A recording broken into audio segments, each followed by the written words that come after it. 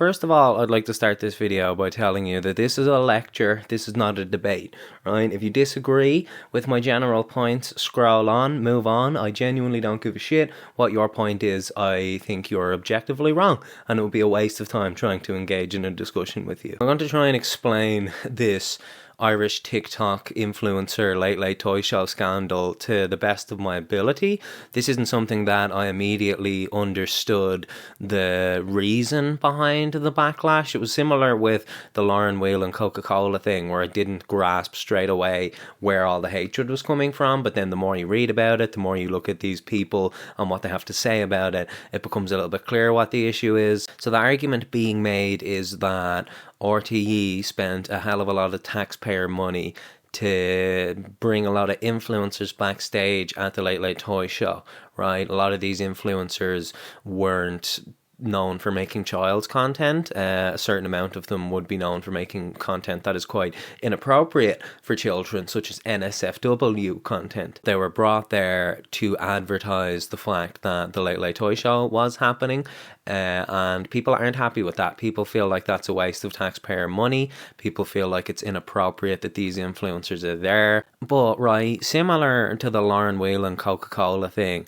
the more interesting part to me is their response in the fallout and how they're dealing with the backlash. And you could also argue the same with Garen Noon, where it's like the fact that they're handling the criticism so poorly makes the situation 10 times worse than if they just apologized, if they just took the L, they just admitted fault. Because the issue is that on the majority of these posts by these influencers advertising the fact that the Late Toy Show was going to be happening, they didn't have the branded thing that you have to have that says sponsored content or hashtag ad. They didn't have that on there, and it was advertising. They were advertising. And like a lot of these influencers are arguing that, well, I wasn't paid, right? So it wasn't a waste of taxpayer money. But that, I think, makes them look incredibly stupid, to be honest. So it's like you weren't aware that what you were doing was advertising. That's your excuse for not declaring it as an ad, is that, well, I wasn't paid, so I didn't understand that what I was doing was advertising. So, like, there's so much discourse going around now of fucking people being like, we need to be kinder to these influencers. We need to be nicer to these influencers. We need to have sympathy for these influencers for what they're going through at the minute. And my point is, no, they do not. They do not require our sympathy at this time. What they do for a living, what they decided to do for a living, is an incredibly narcissistic thing, to sit down and record your face multiple times a day, post that all day. And I feel like once you get past a certain level of followers, you should be aware of the way the internet works. Even if you don't have a certain amount of followers, if you're just internet savvy, if you're on here, you should be aware that there is a lot of hatred, there is a lot of mean comments, there's a lot of people trying to tear you down. So you should have developed a thick enough skin by now, is my point. Like, I get a hell of a lot of hate comments. I rarely, if ever, talk about them at all, because I don't think it's relevant. I feel like hate comments on my video are my fault, because the video didn't communicate what I was trying to communicate in a way that this person found digestible, and it made them angry more often than not, and they comment something pissed off. And it's like, you know what I do about that? I block them. I don't make videos about it. I don't try and get sympathy from other people for it. I realize that I'm the instigator. I'm the one that provoked these comments. So I don't try and hop on here and be super defensive saying, I get really mean comments and these people are really mean to me. The point I've seen people bring up multiple times now is, you're just jealous. You're jealous that you didn't get to go to the toy show. Homie, I am 28 years of age. I am not interested in being backstage at the toy show. The idea of having to be backstage at the toy show makes me feel ill. And I'm not saying that as a joke. I don't want to do that. You wouldn't catch me in that building without copious amounts of money. So these influencers are not only feeble-minded to the point that they didn't realize they were advertising, but they're also incredibly childish in that they jumped at the opportunity to be backstage at the recording of the Late Toy Show. And at think, as I said, the same with Lauren Whelan. The backlash is bad, right? The fact that you are at the center of a controversy is a bad thing.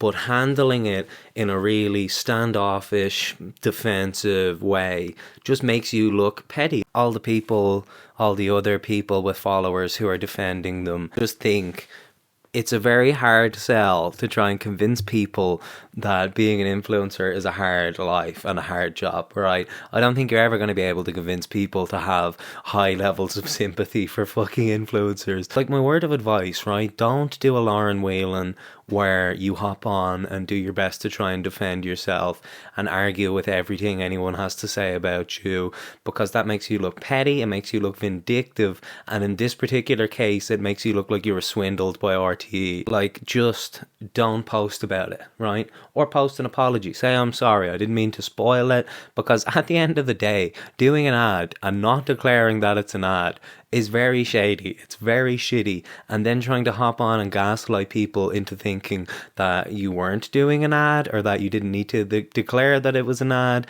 You're not going to convince people of that. You're not going to convince people that Niamh O'Connor, who was an OnlyFans model for many years, and James Doyle Fitness, who has a leaked sex tape, you're not going to convince people that these two particular influencers should be running around a children's set advertising to children. Garen Noon came back and he does so much waffle now about cancel culture, and he still has little digs about being cancelled himself because he deactivated his account for 24 hours. I think these people, at the end of the day, need a reality check. They need to realise you're not doing a hard job, you're not doing a difficult job, you don't have a hard or difficult life because of comments on the internet. You can block people who are posting comments on the internet.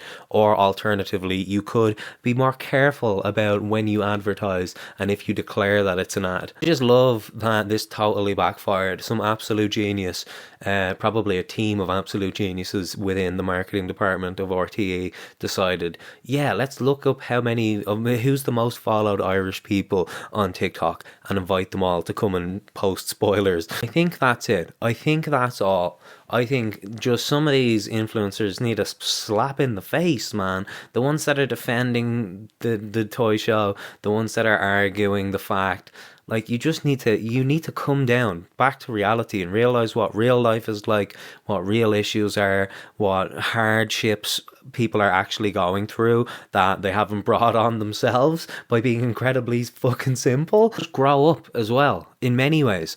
Grow up in that when someone's giving out to you, you don't have to throw your toys out of the pram and stamp on your feet and have a little fucking tantrum. Grow up in that you should realize that being backstage at the toy show isn't the most wonderful opportunity in the fucking universe. I just genuinely hope some of these people will be more wary about who and how and when they advertise in the future, because at the end of the day, a lot of these people, all they really seem to do is advertise. All they do is promotion and marketing for other companies. This is a country where the wealthiest are at a massive divide away from the poorest. So when you're having these people who probably have over 6 figures in their bank account via shilling products online, really don't need to expend massive sympathy for them, or else it's hard for the majority of people to empathize with someone who's incredibly wealthy off the back of low effort content. Like, so what? People are like, you're jealous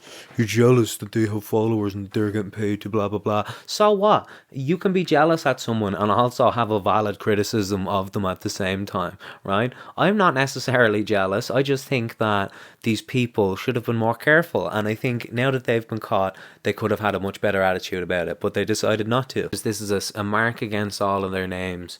I hope we don't forget it. I hope they don't forget it. I hope it stays on their CVs like the EP Coca-Cola scandal. I think these people need to be held accountable, and I think they need to come down off their high horse and realise that if people are criticising them, that maybe means they should self-reflect rather than project at everybody else and just have a shitty attitude about it. Like, as well, none of these people are like me in that they're saying it's a character or hiding behind the word satire, pretending it's like acting. None of these people do that shit. When they post something, it's supposed to be their genuine, real fucking feelings. So now that they're on here being so bitter and angry, how dare anyone criticise any of us? I'm going to stop now because I'm going to start getting nasty about these fucking people.